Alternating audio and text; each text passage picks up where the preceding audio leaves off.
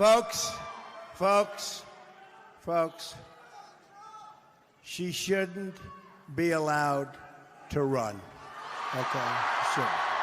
There's virtually no doubt that FBI Director Comey and the great special agents of the FBI will be able to collect more than enough evidence to garner indictments against Hilary Clinton and her inner circle, despite her efforts to disparage them and to discredit them. If she were to win this election, it would create an unprecedented constitutional crisis.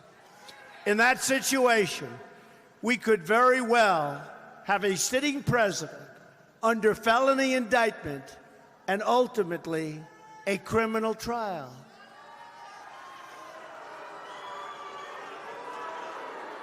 It would grind government to a halt.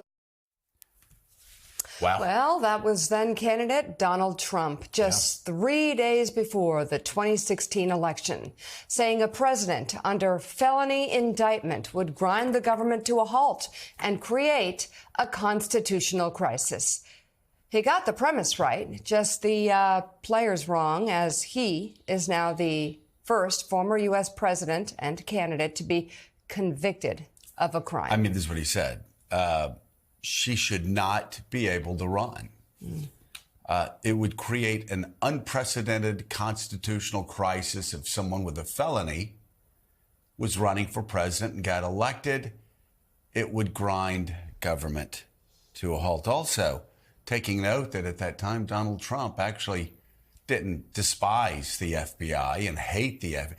He actually loved the FBI because it's all situational, just like he loves this country in a situational way, just like too many of his supporters only love this country if Donald Trump is president of the United States. And if Donald Trump's not the president of the United States, they turn on the men and the women of the FBI. They turn on America. They turn on American democracy. They say this country is horrible.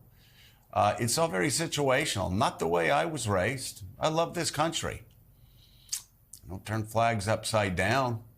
If my candidate doesn't win, I don't lie for 4 years and say my candidate really won elections. It's crazy, but she would be she should not be able to run an unprecedented constitutional crisis. The country would grind to a halt. I mean, so the question, Mika, is really here. Again, it's never about Trump. No.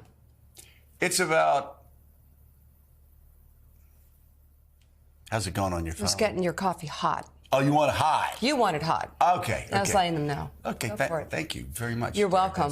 That's very kind of you. You're welcome. So, Someone's got to do it. You must have thought I was lagging here and I wasn't awake enough. But, I mean, it's not Donald Trump that we're surprised by.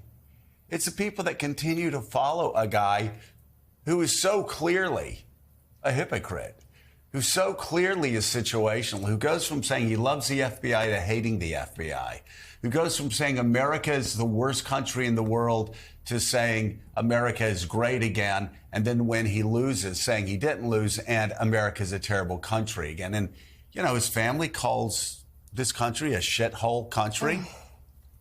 America, the greatest country on the face of the earth. By just about every measure. I mean, I believe that. I love America. And I love America. I love America.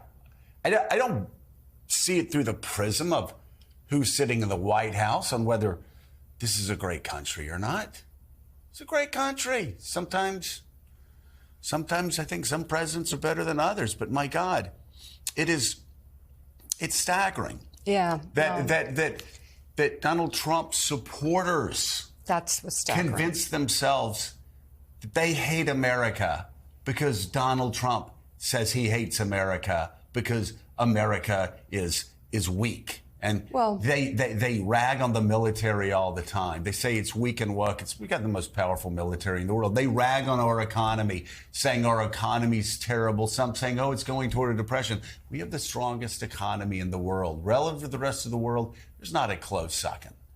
America is more powerful today than it has been in a very long time relative to the rest of the world. That's just the reality of it. Despite what you think of Joe Biden, but I think the thing that's most troubling and scary and frightening about this and deadly serious is the Republican Party and the RNC. It's sad. That part of this equation is where we don't know how this ends. It's sad, and it's sad primarily for the Republican Party because they're going to lose again. And after all these years of losing from 2017 through 2023, Jonathan Lemire, you think they would have learned by now. I'm dead serious here. You think they would have, occasionally some people will get on other shows and say, they're always attacking the Republican. I'm here. I've been on a mission of mercy since 2016, trying to save the Republican Party from themselves. Deeply generous. They haven't listened, and they've lost. They didn't listen in 2017, and they lost. They didn't listen in 2018, and they lost. They didn't listen in 2019, and they lost. 2020, they lost. 21, they lost. 22, 23, they lost. And so they always think they're so clever. They always think they're so tough. They're the 1962 New York Mets. And at some point, somebody needs to wake up and go, hey, guys, we suck at this game of politics. We need a new manager. Think of the moments that Republicans could have cut Donald Trump loose. They could have parted ways with him. Right after the November 2020 election, they chose not to. Right after January 6th and that subsequent impeachment trial, when it did seem like he was at his low water mark, they chose not to. During the January 6th committee hearings, when all that was resurfaced for national consumption, they chose not to. After the 2022 midterms, when Trump's candidates, particularly for the Senate, lost, where Donald Trump lost, and people were questioning whether he should even run again. And he rushed his campaign announcement, and there was a sense he was doing so to try to avoid prosecution, but it wasn't actually being anything good for the party. They could have done it then. They chose not to. And now, during the primary process, they could have gone another direction. Trump refused to even debate his rivals. Republicans chose not to. E. Jean Carroll, and now this. A moment where there's a criminal conviction, and not only are Republicans not cutting Donald Trump loose, they're wrapping themselves even tighter to him, with very few exceptions.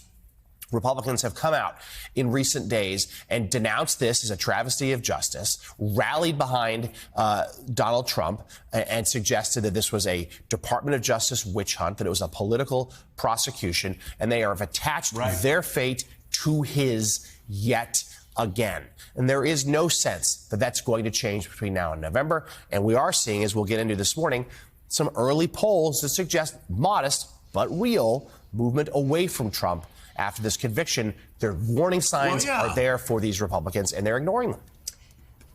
And that's the thing, Mika, is maybe Marco Rubio thinks attacking juries plays well with his base. I'm not so sure. I mean, I think most Americans respect other Americans that sit for 6 weeks, do a good job. Even Trump's own attorney said the jury was serious. They did a good job, but paid attention. They paid attention, and he did not find fault with them at all. He said that they paid attention and did their job. But you get Marco Rubio and other Republicans who, again, because they want Donald Trump to notice them, attack an institution like America's jury system, and then compares the United States of America, the USA, compares us to Castro's communist Cuba. Who are you? It is, what's happened to Marco Rubio? Where is he? Because that is so deeply unsettling, not for us, for him, for the Republican Party, for the people who vote for him, for the people who vote for this Republican Party. Because you're losing when you talk this way, when you attack the rule of law, when you attack the FBI, when you attack jurors, maybe you get $25 in fundraising, like, blitzes, but you lose independent voters. You lose swing voters in Wisconsin, in Michigan, in Pennsylvania, and you lose elections. And they keep doing this, and they keep losing elections. And I wonder, how long can they keep going off the cliff this guy? At some point, people who are cluing into this election, which historically starts to happen in the months and days before an election, they're going to see all these Republicans saying this is the Biden Justice Department. They're going to be parroting Trump, who says it's Biden, it's Biden. Well, Hunter Biden is going to court. So Biden must be the worst co-opter of the Justice Department on earth if this is the Biden Justice Department, which we all know there's no evidence of that in this New York criminal trial where Trump was convicted of 34 felony counts.